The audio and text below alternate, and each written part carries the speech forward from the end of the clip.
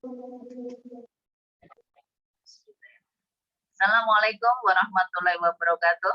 Alhamdulillah kita masih dalam majelis ilmu Pondok Pesantren Nur Faizah Surabaya.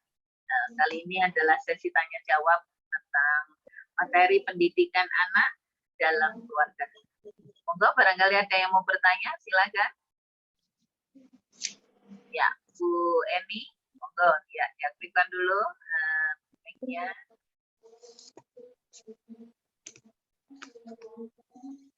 Diaktifkan dulu Bu Eni, mic-nya ini apa di ya. Iya, sambut. Monggo. Assalamualaikum warahmatullahi wabarakatuh. Waalaikumsalam. Ini Bu Nyai, anak itu kan baliknya tadi itu kan umur 10 tahun. Nah sebelum itu kan kita berkewajiban membimbing. Apakah tanggung jawab orang tua itu dalam mengarahkan itu sebatas umur dia balik, ataukah sampai kapanpun ketika dia salah tetap kita ingatkan, atau juga sebatas kapanpun kesalahan anak itu menjadi tanggungan orang tua. Terima kasih. Assalamualaikum warahmatullahi wabarakatuh. Waalaikumsalam. Orang tua diberi amanat anak, bisa dididik sejak kandungan sampai lahir, umur 5 tahun, umur 12 tahun, SD, SMP sampai dia balik. Ketika seorang balik sudah mukallaf, sudah bisa diberi beban, sudah paham. Ketika balik, maka dia akan menerima pahala sendiri dan akan memikul dosanya sendiri. Berarti ketika sudah balik, maka kewajiban orang tua sudah lepas kewajibannya, sudah lepas.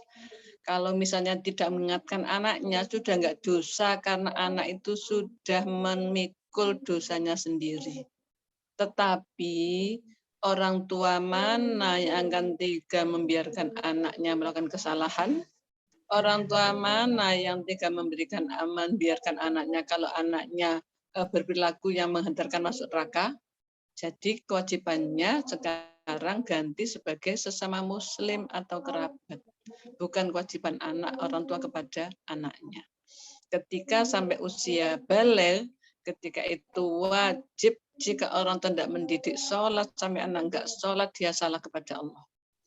Tapi ketika orang tua sudah mendidik sholat, sudah sampai balik sholat, ternyata setelah balik anak enggak sholat, itu dosanya sudah ditanggung oleh anak sendiri. Orang tua sedang enggak dosa karena sudah sampai pada usia balik. Tetapi sekali lagi, orang tua mana, kerabat mana yang tega kalau ada anaknya atau keluarganya melakukan perbuatan yang menghantarkan ke neraka. Pasti kita tetap mengingatkan. Jadi kita ingatkan anak kita sampai tua, ingatkan, ayo nak cepat sholat, ayo jangan gitu. Itu karena sesama muslim saja, bukan kewajiban orang tua kepada anak. Nah seperti itu ya, jadi batasnya ada balik. Itu batas dosa pada dosa. Kalau sampai balik dididik sholat dosa, nah itu karena kewajiban. Kalau sudah balik, sudah dididik baik, sudah ternyata ada pelanggaran, orang tua sedang enggak dosa.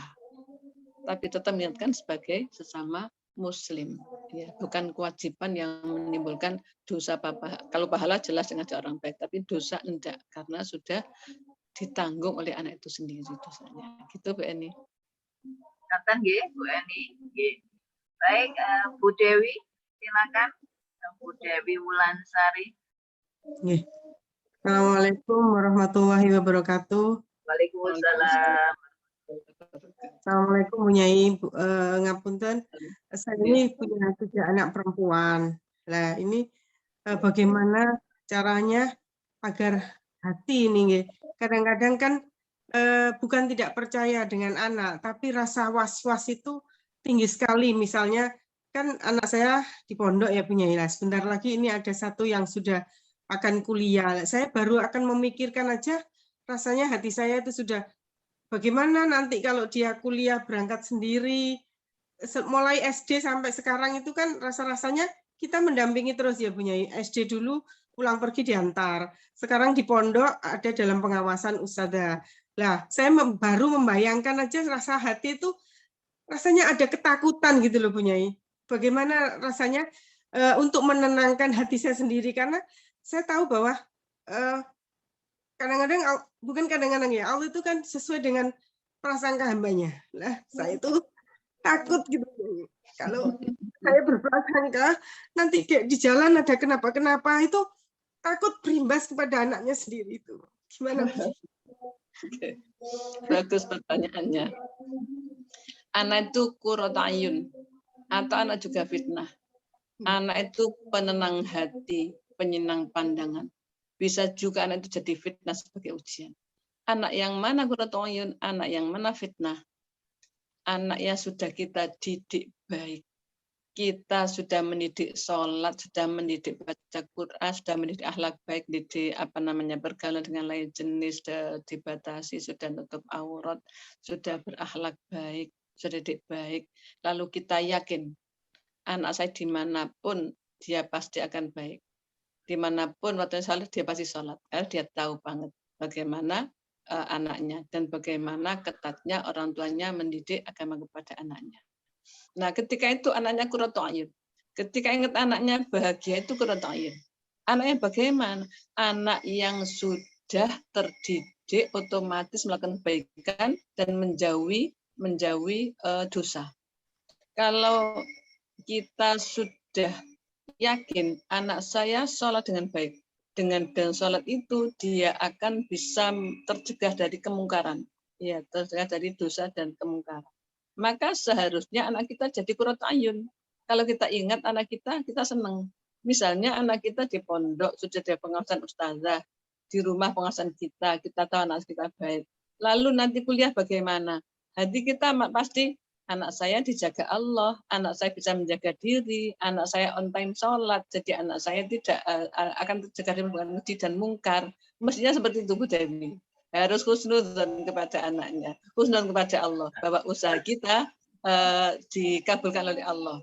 Ada juga caranya menenangkan adalah Bu Dewi bacakan Fatihah pada anaknya. Doa orang tua pada anak ya, Fatihah 41, Thomas pada anaknya, maka anaknya akan memberikan rasa bahagia kepada orang tuanya. Dan tetap Rabbana hab lana min azwajina wa qurrata a'yun. Jadikan anak kita penentram hati. Jangan jadi kita lalu gundah-gulana, ya. Lalu galau kalau mikir anak kita kuliah nanti bagaimana. Ada Allah, kita harus tawakal untuk Allah. Kita husnudzon kepada Allah, kepada anak kita, bahwa anak saya baik dengan usaha lahir batin orang tuanya dan anaknya. Itu jadi jangan risau, jangan gelisah. Harus ada tawakal yang besar, pasrah kepada Allah. Pasarnya ada dasar. Dasarnya apa? Aku sudah didik anakku baik dan anakku selama ini saya lihat aku baik, maka aku pasrahkan kepada Allah untuk menjadi baik selamanya. Ada Allah, malaikat, jangan gelisah. Soalnya pergaulan sekarang kan menakutkan Bu Nyai. Kadang-kadang saya itu Masya Allah ada ketakutan. Kadang-kadang ya rasa takut itu sampai kadang-kadang itu anak sudah balik pondok saya liatin HP-nya, chatnya dengan teman-temannya. Kadang-kadang itu Bu Nyai, saking saya takutnya, bukan saya tidak percaya, tapi saya takut anak saya terjerumus dengan pergaulan teman-temannya yang tidak baik atau yang salah. Itu waspada, jangan takut. Kalau takut berarti kita nggak percaya kepada Allah, kita nggak bisa pasrah, nggak bisa tawakal untuk Allah. Itu waspada. Waspada baik saja, ya.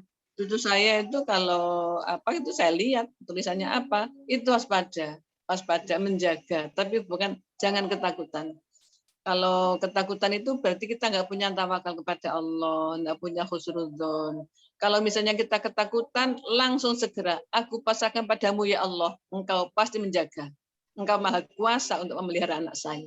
Engkau maha kuasa untuk menjaga anak saya terhindar dari pergaulan yang mengerikan, pergaulan yang negatif. Gitu.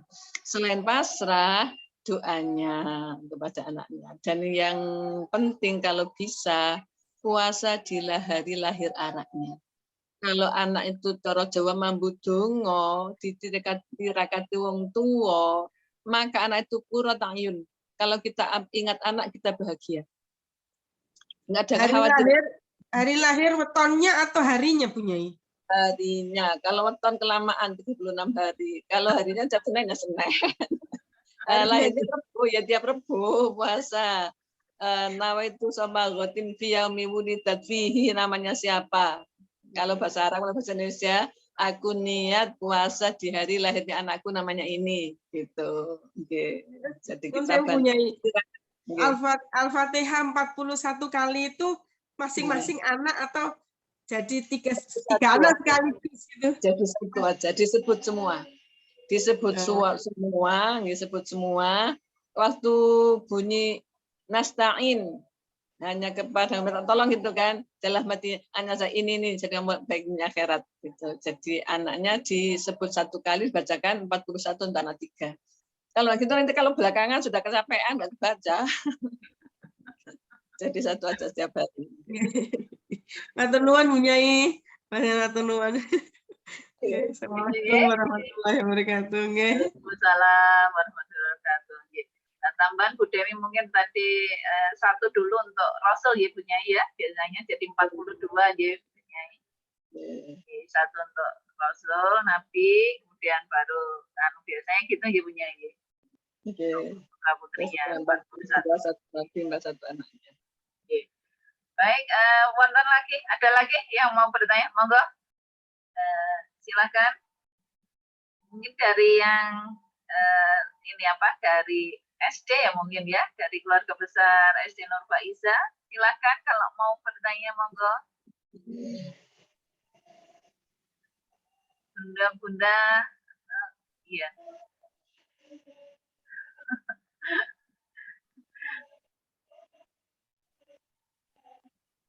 Dan lagi, ya rasanya ini sudah insya Allah apa yang sudah disampaikan tadi oleh Bu Nyai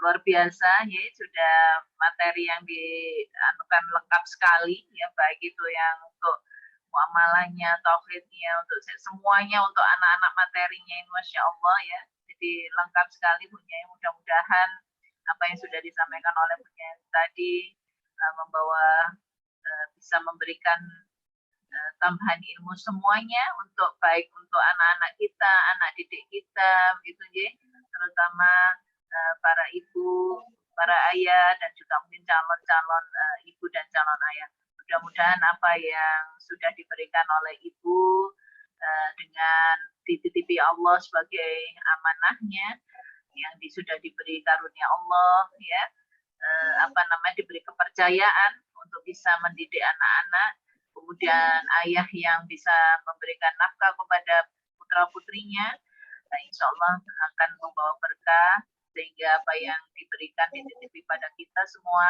anak-anak adalah menjadi anak yang soleh solehah. Matur nuwun Bu Nyai atas maidah hari ini, dan terima kasih kepada semuanya para jamaah baik yang tergabung dalam SD maupun dari KPIH, Majelis Zikir, ya, keluarga besar Yayasan Nurul Faiza, dan juga para pemirsa yang sudah mengikuti acara ini. Matur nuwun, mudah-mudahan ilmu yang sudah disampaikan oleh Bu Nyai bermanfaat untuk kita semua. Terima kasih atas gabungnya hari ini. Saya mohon maaf karena kekurangan dalam diri saya, kesempurnaan milik Allah.